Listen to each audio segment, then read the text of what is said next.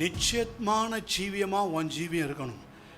என்ன நிச்சயம்? இன்னைக்கு நான் மரித்தாலும், இன்னைக்கு இயேசு வந்தாலும் நான் பரலோகத்தில் இருப்பேன். அந்த ஜெயத்தினுடைய அந்த அந்த தீர்மானம் உன் உள்ளத்துக்குள்ளே எப்பவும் கொழுந்து விட்டு எரியணும்.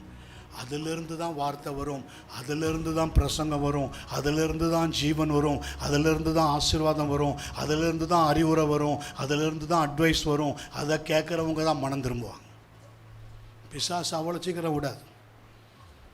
பேசின ஞானத்தையும் ஆவியையும் எதிர்த்து நிற்க ஒருவனாலும் கூடாது. ஸ்தேவானை ஒருவனால் எதிர்த்து நிற்க முடியல.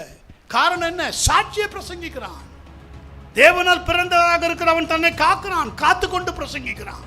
நீங்களும் காத்துக்கொண்டு ஜெபிங்க, காத்துக்கொண்டு சாட்சி சொல்லுங்க, காத்துக்கொண்டு வேலை செய்யுங்க, காத்துக்கொண்டு தொழில் பண்ணுங்க. உங்களை காத்துக்கொண்டு தொழில் செய்து பாருங்க, ஜெயம் பெறுகிறீங்களா இல்லையா பாருங்க.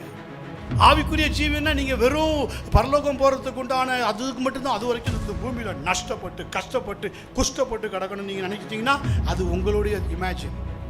கர்த்தர் ஒரு நாள் அப்படி வைக்க மாட்டார். உங்களை உயர்த்தி மேன்மையாக தான் ஆசீர்வதிக்க வைப்பார். ஆமென்.